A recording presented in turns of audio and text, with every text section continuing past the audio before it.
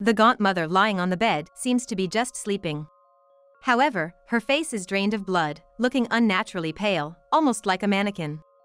I rush to the bed, sit down clinging to my mother. "Mom, Mom!" No matter how loudly I call out to her, my mother doesn't even twitch. She is just breathing, in a vegetative state. "Mom, why? Mom!" I grab her hand, cold as ice, and scream, crying. What a joke, she's just bedridden and there's no inheritance in sight. Seriously. Isn't mother-in-law such a burden? Taking advantage of my mother's unconsciousness, my brother Jake and his wife Sarah reveal their true colors. I will never forgive them. Doing such a thing to my beloved mother. However, an unexpected development awaited me after this. My name is Emily, I'm 21 years old. Living alone while attending a national university focusing on education. I am busy every day with student teaching and studying for exams, all to fulfill my childhood dream of becoming a high school teacher. Combining this with my desire to repay my mother, who raised my brother Jake and me by herself, I spare no effort to achieve my dream. My mother, who has been desperately supporting our family ever since my father passed away when I was young, especially had a hard time with my brother Jake. A few years ago, Jake dropped out of high school and began to live a life of idleness, rarely working and mostly fooling around. Stealing money from my and my mother's wallets was a daily occurrence, and sometimes he even went so far as to secretly sell our household appliances when he needed more. "Hey Jake! Did you take Mom's money again without asking? Give it back." "Huh? You got any proof? You're accusing me without any reason. Show me the evidence." Every time something happened, Jake would violently argue back, demanding show me the evidence. And when we couldn't, he would get so violent that we couldn't handle him.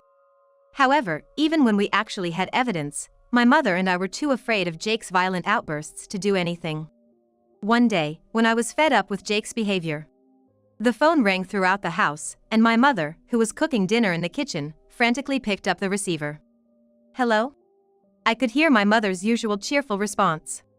At that time, I was a middle school student doing my homework in my room and didn't pay much attention. However, just a few seconds later, something happened. "Oh my!" Followed by, I'm so sorry. My mother continued to apologize. Feeling a sense of unease, I confirmed that the phone call had ended and rushed to my mother's side. "Mom, what happened?" Then, my mother slowly turned around and said with a pale face, "Jake. He got a married woman pregnant." Jake had gotten involved with a married woman he met while out fooling around. That woman was Sarah, who is now Jake's wife. From that point on, hellish days began. Although Sarah's ex-husband demanded alimony, Jake wasn't working, so all the financial responsibilities fell on my mother's shoulders. We were forced to live even more frugally than before. Furthermore, the eyes of our neighbors became even harsher. Rumors spread quickly, and my mother and I were bad-mouthed every day. "That girl, the one in the rumors. Just like her brother, isn't she also a playgirl? Is there something wrong with her mother's parenting? Being a single parent must be really tough." At school, and at work, my mom, were faced with curious eyes every day. Unable to talk back, we just had to endure the behind-the-back talks. Those days were nothing short of hell. Weeks later, my mom and I learned through a lawyer that Sarah and her ex-husband had divorced. But after that, it seemed like my brother had become defiant. He started bringing Sarah home frequently. Moreover, despite being pregnant, Sarah and my brother drank a lot of alcohol and even smoked. "My son, don't you think it's harmful for Sarah since she's pregnant?" My mother always worried like that, but they never listened to her advice. In the end, Sarah had a miscarriage, and the judgment from those around us grew even harsher. I heard their son forced that woman to have an abortion. I heard he was violent, that she miscarried because he hit her in the wrong place. Baseless rumors spread more and more. Even though my mom and I hadn't done anything wrong, I wondered why we had to feel so miserable. In the end, unable to bear the judgment from the neighbors, my mom and I decided to move back to her hometown. But my brother didn't come with us. "I'm gonna marry Sarah. You guys, once I can't squeeze any more money out of you, you're useless to me." Spitting out those words, my brother cut off all ties with us. Honestly, I was nervous that my brother might cause trouble even after we moved, so when we finally got away from him, my mom and I cried tears of joy. From that point on, my relationship with my brother was almost like a complete estrangement. Life in the new place was still tight financially, but my mom and I lived quietly, just the two of us. When I became a high school student, I decided to work right after graduation and submitted my career survey accordingly. Having seen my mom's struggles up close, I wanted to give her an easier life as soon as possible. Of course, without going to college, I wouldn't be able to fulfill my dream of becoming a high school English teacher. But at that time, that seemed like a minor issue to me. I thought my decision to work right away would surely make my mom happy. But when she saw my career survey, she looked serious and said, "Emily, go to college. You've always said you wanted to be an English teacher. I want you to go to college and fulfill your dream. Don't worry about the money, children shouldn't have to worry about that." With those words, she strongly encouraged me. "Mom, thank you." After that, I aimed for a local state university with affordable tuition and studied hard every day. And in the fall, thanks to my efforts, I was able to get into my first choice university. However, the university I got into was far from home, and it took more than an hour one way. It was time-consuming and costly, but we couldn't afford for me to live alone. Above all, I didn't want my mom to be lonely if I left home. Seeing my concern, my mom said, "You know, the time you have to yourself is precious, and you only get it while you're a student, so make sure you use it wisely." Encouraged by her, I've been living in an apartment near the university since I enrolled. I'm deeply grateful to my mom for letting me go to college and even supporting me to live on my own. I'm determined to fulfill my dream as soon as possible and give my mom an easier life. With that strong feeling in my heart, I've been diligently studying every day. Then one day, after the usual university lectures, I came home and saw a missed call from my mom on my phone. "Hello, Mom? I just got home. What's up?" I answered the phone while putting down my bag. "Oh, Emily? I'm sorry to call you out of the blue. There's something I need to talk to you about." Her tone was lower than usual, and I instinctively braced myself. "Yeah. What's up?" After a pause, she slowly said, "I'm going to start living with your brother, with Jake." "What?" I couldn't comprehend what she was saying and fell silent. "Actually, I heard from Jake a little while ago. He's living with Sarah now, in the same state as us. They asked me if I wanted to move in and live with them," she said. "Wait a minute. Mom, you're kidding, right? After all the painful things those two have put us through." I didn't realize it, but I had raised my voice in my emotional state. "It's not that I've forgotten, but Jake says he's sorry. He wants to make amends for what happened back then," she explained. Now, of all times, there's definitely something fishy going on. "Don't worry about me, I'll be fine. Besides, I want to give Jake one more chance to make things right. Sarah actually regretted having a miscarriage with Jake's child and said she's changed her heart. But still, there's no need to live together. If only Jake would just stay out of our lives." Then, with a determined voice, my mother said, "I haven't told Emily this, but the truth is, I've been unwell. Jake happened to see me visiting your uncle's hospital, and he was concerned, so he suggested we live together." "What? Unwell? Going to the hospital?" I had no idea that my mother was in poor health, and I hadn't noticed any changes. Even though we lived apart, we made sure to see each other at least once a month. "Is it a serious illness?" "No. It's probably just my age," she said with a slight chuckle, trying to make light of the situation. I felt so worthless for wanting to repay my mother for everything she's done, yet not noticing any changes in her health. Moreover, even my uncle, a doctor at a university hospital, had kept it from me. They probably thought it would be a burden to me, a student. I was so shocked that I couldn't rely on them, and I couldn't speak. If my mother's health was indeed deteriorating, living alone was indeed worrisome. And once my mother has made up her mind, she won't change it. No matter what I said, it probably wouldn't change her mind. I gave up halfway and sighed softly. "All right.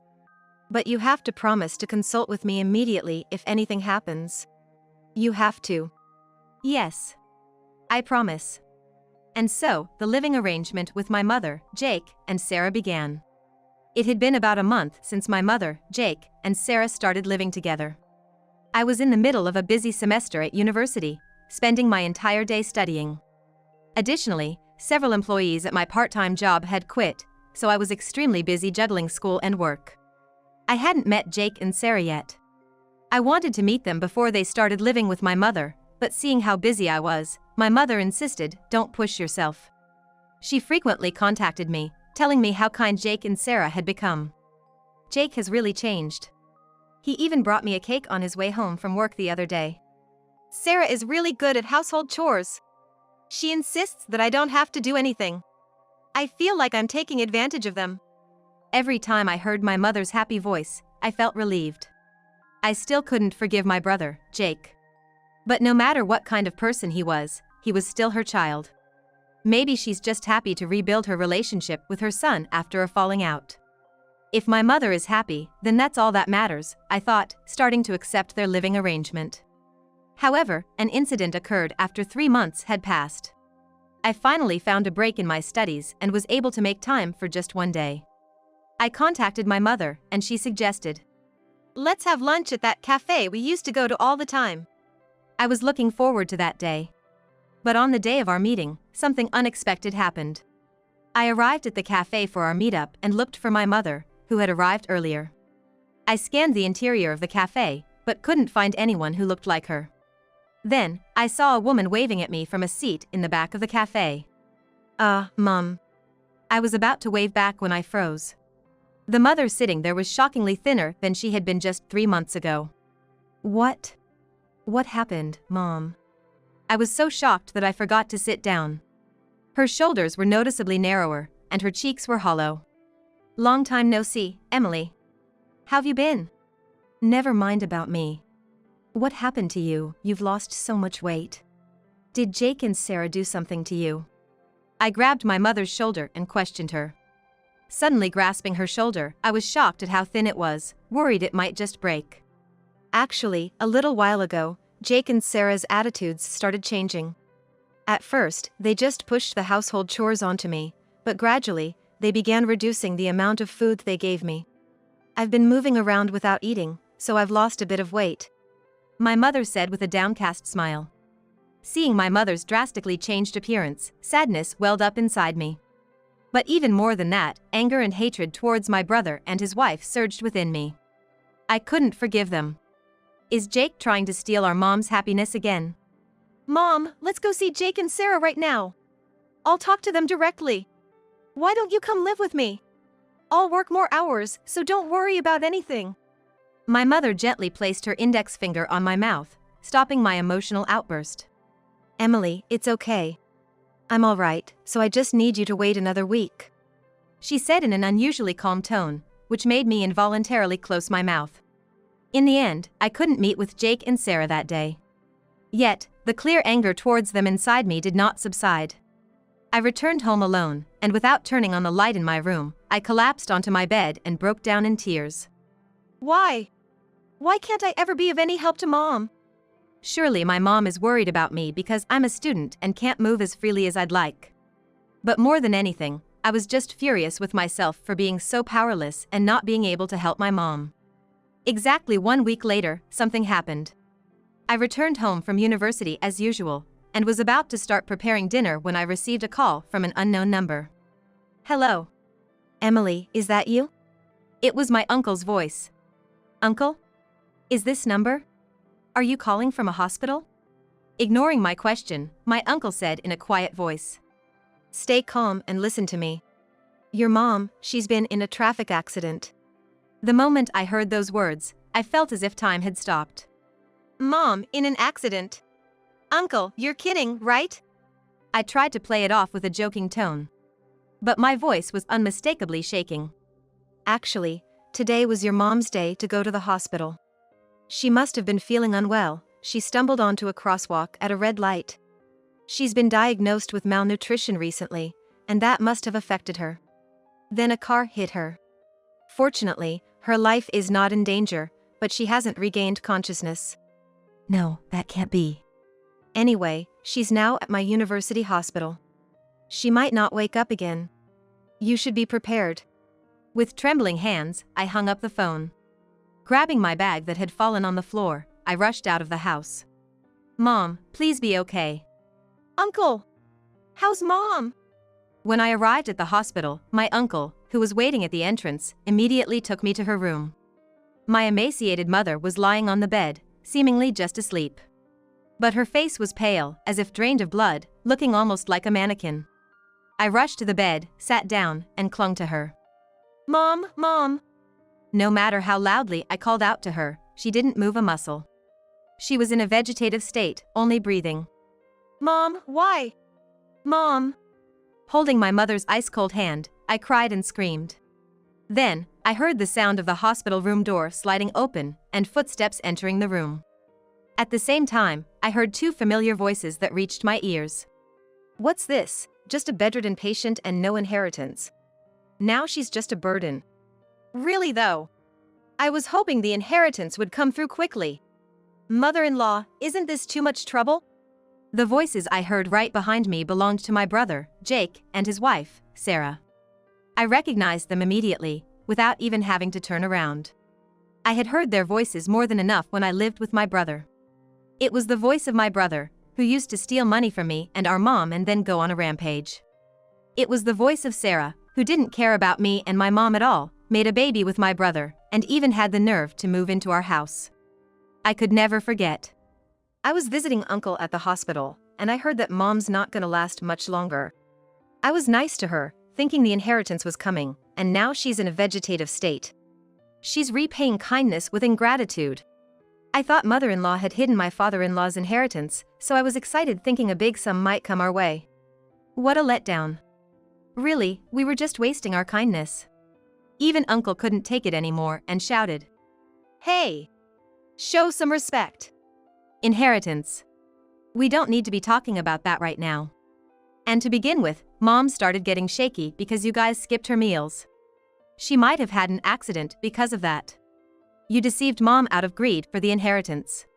When I turned around, there were Jake, who seemed a bit aged, and Sarah, with her flashy curly hair and a short skirt. "I'm sorry, Mom. I didn't notice anything." I glared sharply at my brother and his wife, who were laughing scornfully.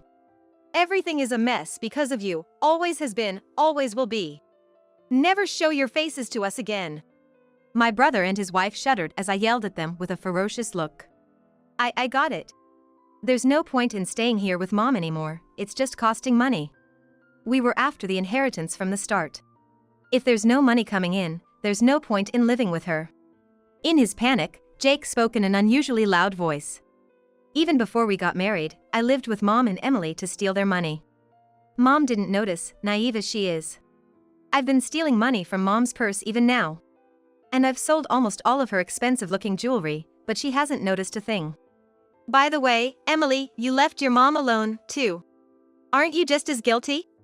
Don't push everything onto us." In front of our silent mother, Jake and Sarah were laughing scornfully. I was so frustrated, I couldn't hold back my tears. And then, at that moment. "Ha, you finally said it." "What?" Jake, Sarah, and I all spoke at the same time. On the bed, my mother was sitting up with her eyes wide open. "Mom!" "What?" "I'm sorry, Emily. You don't have to cry anymore. You did well."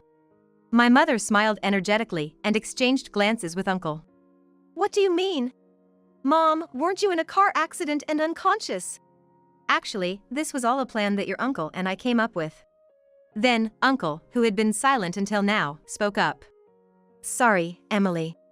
About 3 months ago, Jake contacted me after he happened to see Mom going to the hospital. He was asking all sorts of strange questions like, is Mom not gonna last much longer? How much of the inheritance will go to the son? I knew something was up, so I talked to your mom right away." Mom nodded in agreement to Uncle's words. "Right after Jake talked to me, he suggested we live together. I knew right away he was after my inheritance, so I asked your uncle to pretend to be on Jake's side and find out what he was planning." The sudden turn of events left me stunned, my mouth hanging open. While Jake and Sarah were furious, realizing they had been tricked. "Huh. You were in touch with Mom? You tricked me. You guys are the worst. You deceived both me and Jake, didn't you? Cowards."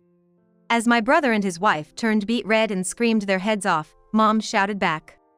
"Who do you think deceived whom here?" Even though Mom had never raised her voice, no matter what mischief my brother got up to in the past. This time she yelled louder than anyone else there. In the past, I turned a blind eye to your wrongdoings because I didn't want to ruin your future when you were young. But I was too lenient. You haven't learned your lesson, coming back here to disrupt mine and Emily's lives again. This time, you will face the consequences. At her icy voice, my brother and his wife turned pale. Punishment? Yes. Just now, you admitted to stealing money from Emily and me, and not just recently. You even bragged about stealing and selling our jewelry. I'm sorry, but I was aware of everything. I recorded our conversation just now. Mom took out a voice recorder she had hidden near the bed. And you two are both unemployed, aren't you? Pretending to go to work, but actually goofing off every day. I heard you racked up a huge debt, betting on receiving a big inheritance from me. But you didn't just steal from Emily and me. Surely, there aren't any other crimes the police should know about, are there? At that, my brother and his wife suddenly started trembling. Please, forgive us. In the end, we didn't get any of Mom's inheritance. We won't come near you or Emily ever again. So please, don't report this to the police. My brother was in a panic, clinging to Mom. His bravado from before was completely gone. From the looks of it, my brother and his wife were involved in other activities they didn't want the police to know about. However, Mom firmly told them, "No, I gave you a chance to change your ways once before, and you betrayed that. The price you pay this time will be steep." Mom spoke coldly. "Oh, and Jake, remember how you used to demand, 'Show me the evidence,' while making a big fuss? Well, this time, I've prepared everything perfectly. I'll be submitting this voice recorder to the proper authorities. Thanks for the advice, it came in handy after all these years." My brother and his wife collapsed to their knees. "No way!" Ignoring my brother and his wife clinging to her, Mom gave Emily and me a triumphant smile and exchanged eye contact with our uncle. That night, I had dinner with Mom at our uncle's house. Why didn't you tell me about the plan? Now that I had finally calmed down and grasped the situation, I asked Mom and Uncle. My eyes were still swollen from crying so much. "I'm sorry for surprising you. But to deceive the enemy, one must first deceive their friends. While it's true that Jake was starving us, I also ate as little as possible to make our act more convincing. I'm quite the actress, aren't I?" Mom laughed proudly, looking stronger than ever. "But you were really going to the hospital, right?